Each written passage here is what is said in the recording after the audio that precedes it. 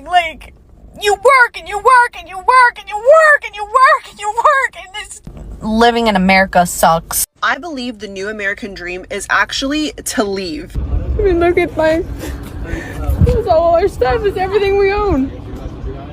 Everything we own. I feel miserable. I have pneumonia. I just got released from the hospital last night. I've been in there for 4 days. I was sicker than a dog before I went. I called the ambulance. They wouldn't take me in. I made my in-law take me 2 days later because I felt like I was dying.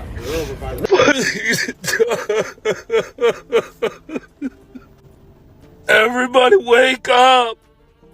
It's time to stand up! This is the first month I won't be able to afford rent. I'm not a rich person. I don't have a lot of stuff. I have basic household necessities, a couch, a bed, washer, a dryer. That's about it. A car. I don't have a lot of lavish things. I don't go on vacations, and I don't spend a lot. Rent's increased from the food prices are too high. I've cut back on eating because I literally cannot afford food. Hi guys, welcome back to my channel, and if you are new here, kindly consider subscribing. Today we are talking about something real. White America is falling apart. For years, many white Americans thought they were safe from struggle, but now struggle is everywhere. Factories closed, good jobs gone, prices climbing. The America dream has flipped into a nightmare.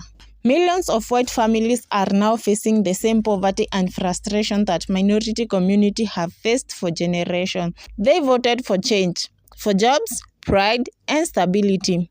They were promised a great America, but instead, they got debt, addiction, homelessness, and a fight just to get by. Almost 60% of Americans are close to losing everything. Politicians lied. Billionaires got richer. Their towns got poorer. And now people are angry, confused, and looking for someone to blame. Here's the truth. Many white Americans are not happy because this isn't only about race anymore. It's about class, power, and a system that's failing everyone who isn't at the top. I got a letter recently that my property taxes are going to go up $600 a year from now on. I got a letter that my homeowner's insurance is going up $60 a month. My propane company sent me a letter that my propane is going to double this year. They just came and filled up my tank. It was $1,000. That's crazy. Also, as a entrepreneur and business owner, I get my health insurance through the marketplace. So you have the Affordable Care Act. I pay $45 a month. They just informed me that if this bill passes and I lose my tax credit, I'm going to go from $45 a month to $660 a month for health insurance. I need to buy a new car, and I can't because the cars have gotten more expensive and the interest rates have gotten so much more expensive. I can't find a reliable car that has the same monthly payment of $450 a month that I've been paying now for a new car. Not necessarily new, but new to me. Groceries are insane, and it feels like every day I get a new email from another subscription that I have, whether it's Netflix, my website subscription, everything's increasing in price. And I sit pretty much every day stressed about money, and yet I know that there are so many people in this country that are way worse off than me, and they're not making it, y'all. They're not making it. What hurts me the most is that there are so many women, especially, that just cannot afford to leave abusive homes, and they have to stay in it because of this economy. So are we great again, America? Like, is this what you voted for? Meanwhile, they all sit there in DC, not feeling any of these pressures, not doing anything about it, not giving a shit about the American people. I have been extremely poor, and I have been extremely wealthy. And I know from firsthand experience that the wealthy people don't notice it. And most people are pretty self-absorbed and aren't thinking about other people anyway. So we got to talk about this more. We got to raise hell. We have to let DC know that this is not acceptable. Regardless of your party, we have got to help each other. Y'all want to know one real reason why America's crashing out like crazy right now? Mediocrity don't hit like it used to, baby. See, once upon a time in America, you could be real mid and still thrive. Mediocre effort, boom, you get a house, car, annual vacation, pension, hell, maybe even a boat. You could clock in, coast through the week, grill on Sundays, and still retire with dignity. But that era is dead and gone, baby. And instead of leveling up or adapting, they're mad, they're bitter, and they're not even blaming the billionaires. They blaming you. They have the audacity to blame me. They blaming immigrants, black people, queer folk, anyone they think is taking something that used to be theirs by default. See, they don't want equality. They want comfort. And when mediocrity no longer gets them that comfort, they start rewriting the rules to rig the game again. It ain't about fairness. It's about preserving the lie. The lie that being average should still be enough for them. 60% of the American public is about to lose everything they have. People living paycheck to paycheck are about to go broke. The GDP numbers came in yesterday, and of course the economy receded, which I predicted 2 months ago, and people laughed. Mark my words, the second quarter is going to be far worse. Tariffs on Chinese products at 145% are about to kick in, which means everything you buy from China on Amazon or elsewhere is about to go through the roof. Grocery store shelves are starting to empty at Walmarts across the country, and of course grocery prices continue to soar. People who've been financing groceries on credit are starting to default on those payments. We are about to see an economic catastrophe. If you're in this 60% that has little or no money, please stop spending money. Protect your family. Trump does not care about you. Even if you voted for him, he's a billionaire. He won't suffer, but you and your family will. Please protect yourself. 60% of the American public. Living in America is exhausting. You wake up tired, you go to work tired, you come home barely surviving, go to sleep, wake up, go to work, come home, and you're still fucking broke. Every single month, rent's due, rent is through the roof, groceries are double what they used to be just 2 years ago. You go to the gas pump to fill up your car and it's like you paid another car note. Everything, and I mean everything, is up in price. But your paycheck, still the same. And once inflation gets done with it, it's probably even a little less. Yet somehow, they keep telling us, just budget a little bit more. Just work a little bit harder. Like, I'm sorry, how many jobs do I need now? 4? 5? 7? That's not living. That's barely surviving. Watch this video really quick. Where are you from? Louisiana, Texas area. How long you been in San Francisco? Since June. If you're gonna be homeless, it's pretty fucking easy here. I mean, if we're gonna be realistic, they pay you to be homeless here. When you said that San Francisco pays people to be homeless, what did you mean by that? You mean that literally? Yeah. I mean, I get $620 a month, dude. From general assistance, yeah. Or how was that hard to get? Fucking phone call, bro. Wow. Fucking phone call. 200 food stamps and $620 cash a month. Wow. Forget about it. Why wouldn't I do it? You know, it's fucking free money, dude. This right now is literally by choice. Literally by choice. Like, why would I want to pay rent? I'm not doing shit. I am going to continue to share these videos because it is just proof that people are just working the system. And I'm not going to say this dude is working the system, but California is allowing all of this to happen. They're paying him $620 to be homeless and $200, I think he said, in food stamps. And he has a phone with Netflix and whatever else not on it. Like, what is going on? We have hardworking Americans who are struggling, who are having a hard time making ends meet. And then we have guys who are living on the streets who make more money than some of our disabled and our vets. And I just don't understand it. So I'm going to continue to share things like this because this is just disgusting. I am so saddened by the shape of what is going on in this world. It is so ass backwards. This might be a hot take, but a lot of white people are not happy. I'm Kylie, and I grew up in a very conservative area. I wanted to say that a lot of white people genuinely live some of the most miserable and isolated lives that you could even imagine. I think there are 3 reasons for this. The first is that there is just a general idea of just hyper-individualism and hoarding of resources. A lot of them are extremely stingy, don't tip well, and also don't donate to local charities. They're very isolated united in what few friends they have, their connection is built upon shared bigotry, which is obviously not a strong connection. Number 2, a lot of white people feel a sense of emptiness. They have the job, the car, the career, the kids, the Bible, but they don't feel that sense of fulfillment. I think it's because the subliminal messaging that white people get from birth is that they're so much better than everybody else. And once you're in that sort of position, you will not allow yourself to open up to other people and opportunities that would genuinely bring you joy and fulfillment. And the third reason is that a lot of white people genuinely feel like equality is the oppression of white people. That means other people getting rights means that some of ours get taken away somehow, which obviously isn't true and shows the hyper-competitive nature of being white in America. I am so tired of feeling helpless as a parent. Yes, my kids are grown adults. My oldest is 28, my youngest is 25. And I thought by teaching them what I learned, which is you work hard, you get a good job, you're going to get the things in life that you need, right? Worked for me, why wouldn't it work for them? Because it doesn't. Because the world has fucking changed, all right?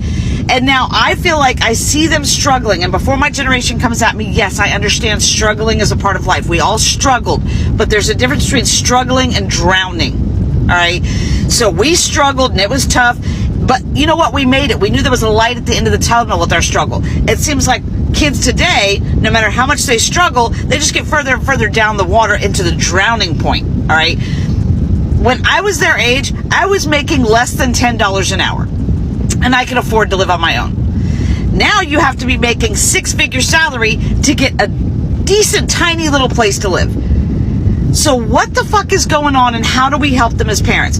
I told my son, all you have to do is work hard, go to college or join the military like I did. He went to college, got his degree, got a full-time job. He moved back in with me right when he graduated from college because he said, hey, Mom, as soon as I get a job, which was within 2 weeks of him getting out of college, maybe take me 2 months and I'll save up enough money for me to move out. Okay, cool. It's been 10 months. He has saved almost every dime and still can't afford to live. Why are one-bedroom studio apartments almost $2,000 a month? Why? Like, that's what is happening. And then I told him, hey, when you turn 25, at least your car insurance will go down. Hell no, he turned 25 and his car insurance went up $150. I tell him, you know, if you need health insurance, get a good job. He did, has health insurance. He has had a medical emergency this week. Had to go to emergency room twice. He had to go to the emergency room because he couldn't get anybody to see him with the health insurance that he had. Right? So he had to go to an emergency room. Now he's out money for that too. It seems like you can never get ahead. And then my daughter, I told her all you have to do because she wanted to buy her own house. My daughter worked 6 days a week, 12 hours a day to save up enough for this down payment. Finally got this house. She's paying double what I'm paying for my mortgage, but her loan was the same amount. And then her mortgage company, after she's already moved in, said, oh, by the way, we forgot to tell you that you need this type of coverage, which we forgot at the beginning. That's an extra $200 you've been paying a month. And all they see when they come home is they watch social media, kids their age on lavish vacations with all this money and nothing to do, all these social media influencers, because we value those types of things over hard workers. We will pay them $10,000, but you work 40 hours a week, you can't afford it. Life in America feels worse for millions of people in 2025 for several different reasons. First of all, daily life just feels exhausting. People are working endlessly to make ends meet, and they're not even making ends meet. Households have to have 2 incomes to be able to pay the bills. And it's not enough if you're just even making $20 an hour anymore. People that are making 6 figures are saying that they're having a hard time. Now, where you live does have a lot to do with that. If you are in the city, if you are more rural in the country, are you in a very expensive state? Are you in a cheaper state? We live in a cheaper state because of this reason. We decided to leave Texas in an area that did have a pretty affordable cost of living, but we decided to move to Oklahoma because it's even cheaper to live here because of this reason. And you have to make changes like that right now. People are needing to vote with their feet. Originally, I'm from California, and we left there years ago because of what is happening with the cost of living, amongst a lot of other things that's going on there in the state. Consumer confidence is surging. Blue-collar wages are rising rapidly. Wages are rising, inflation is cooling, and American confidence is surging back. Real wages, real take-home pay for workers is increasing. Wages are actually rising faster than inflation for the first time in 40 years under Trump. You're able to buy more, you're able to do more. The average worker is up about $1,000. That's a lot in just 5 months. Real wages increased almost 1% from January through July. Real wages are up 1.3% over last year and have increased each month since President Trump took office. Blue-collar wages are rising faster than they have risen in 60 years. The only other time it's been this high was during President Trump's first term. This administration continues to be wholeheartedly committed to putting more money back into the American people's pockets. So Donald Trump in the White House would put that video out knowing damn well that we have the second worst job market since 2021. Not only that, but we are dealing with one of the worst economies we have ever dealt with in the history of the United States of America. Blue-collar workers are screaming for assistance right now. Farmers across this country are screaming and begging for federal assistance because not only do they think that they can't make it, they know for a fact that if this market and this economy keep going the way it's going, their children and their children's children will not be able to survive much longer in this setting. Let me know your thoughts and comments over this way. I literally just spent over $300 for a family of 4. Honestly, I hardly even got enough to probably fix dinner all week for us. And it's not like I got a bunch of extra things. This is getting ridiculous. The prices are ridiculous. I'm struggling, and I know other people are struggling. My husband and I both have full-time jobs, and it is a struggle when I go to the grocery store. I'm looking for coupons. This girl needs some help. She can't even fill up her fridge to eat for the entire week with $300. You got Trump, who's coming on videos, coming on these interviews, coming on these, speeches or whatever case is saying that groceries are cheap right now. These are the lowest groceries we have seen in a long time. Where is the cheap groceries that we're talking about right now? I don't know. I truly don't get it. Until we're able to admit that we're struggling, we'll never be able to grow as a country. There's no one who can help us because this side of the earth it's bad for us. You can't even walk in the streets around at night. During the day, they always rape you or they beat you up. They're swearing at you in the language. They know you don't know the language, but they will come and swear at you. See on the news, shoot the Boer, kill the Boer. What we are like, just living also. We are like human beings, just like them. Just the color and the language is different. But why are they against us? Even black kids were beating my kids up, my 5-year-old. Told them this is not for you anymore. South Africa, it's for ours. Our people, we don't have a life anymore. They will make sure about it. Have you tried to look into leaving South Africa? If I can get a chance, I will go. If I can get a better life that side of the seas, I will go. Me and my 2 kids, I need a life to make for them. So what y'all's plan? Is it ride it out and see what happens? Go homeless or move the country? Like what? Like genuinely, dude, what are y'all doing? Because I don't know. This month I won't be able to afford rent. I'm not a rich person. I don't have a lot of stuff. I have basic household necessities, a couch, a bed, washer, a dryer. That's about it. A car. I don't have a lot of lavish things. I don't go on vacations and I don't spend a lot. Rent's increased from $1,300 to $1,800. The food prices are too high. I've cut back on eating because I literally cannot afford food. I've cut back on my favorite snacks, cat food, treats. I'm exhausted all the time from being overworked and underpaid. You don't catch a break when you grow up poor. I don't need much to be happy. I just want to be able to live comfortable. I just really need to catch a break right now. I'm trying so hard and I feel like I'm not doing enough. I don't have family. I don't have anything to fall back. I'm an American. I pay $1,600 for a flat that has no bedroom. That's 2/3 of my income. I'm an American. I work 50 hours a week. I don't have health insurance. I'm an American. I couldn't afford to have a child even if I wanted to. I'm $7,000 in debt. I'm an American. My health is declining because I can't afford Whole Foods because that's too expensive for my life. I am very overqualified for my job, but no one else is hiring. I'm an American. I make my boss hundreds of thousands, if not millions of dollars, while I can barely keep myself alive. I'm an American. I have never been out of the States. I have never been on a vacation. I'm an American. I make $20-some an hour. A livable wage here is like 30-some. Yet I don't qualify for government assistance whatsoever. On the days I don't work, I'm so tired I just sleep all day.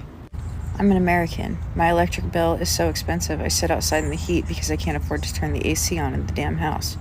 I'm an American, and I fear I'm just an average American.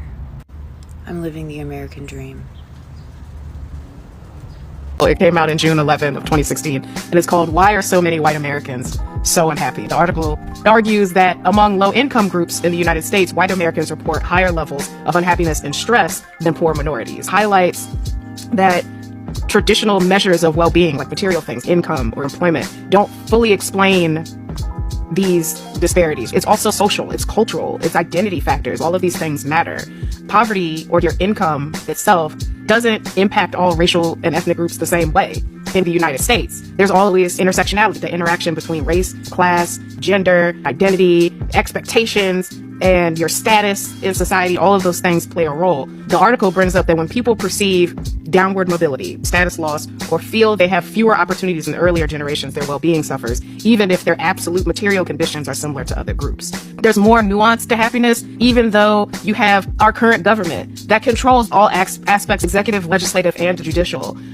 They're still unhappy. They're rounding up people like gangbusters, like it's going out of style. They're constantly hiring and recruiting for ICE. He is actually destroying the White House to build a ballroom that who is going to come to?